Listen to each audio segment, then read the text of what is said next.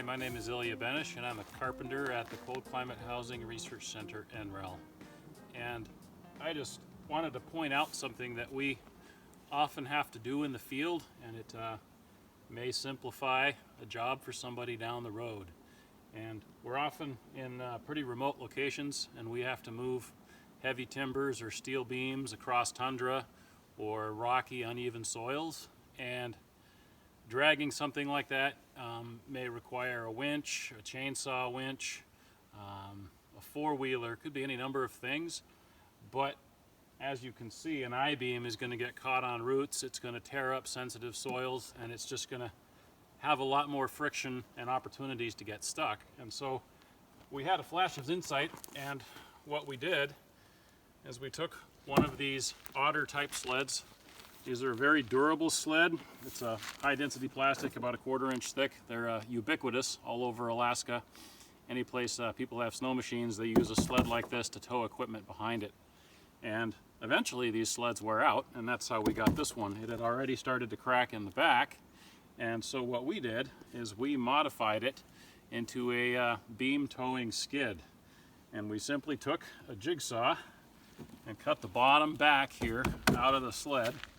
And we have towed logs up to 40 feet with this, and we've towed a 2,000 pound I-beam 40 feet long with this guy. So compared to those timbers and the beam, this is pretty small, but you'll get the idea. The key here is to cut out the back, and then right in the center in the front here, we've drilled about 1.5 inch hole. It's just big enough to feed our chain through, and you can see here on this I-beam we've got a choke right around the beam, and then our chain just feeds right through the front of the sled. So as soon as we put tension on it, it basically forces our beam right against the front of the sled, and then the sled does all the work and drags out over the uneven ground. And it's a pretty good way to go. I'll fire up the saw here and we'll watch it in action.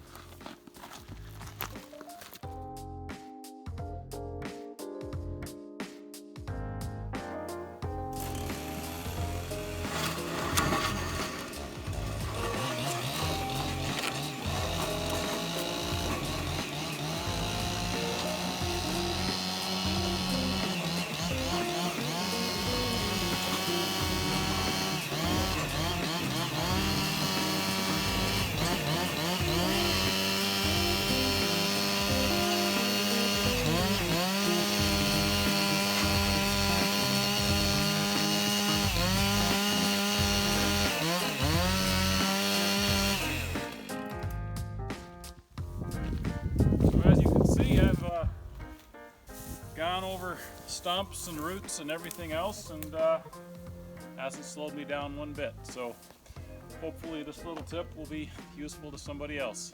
Thanks for watching.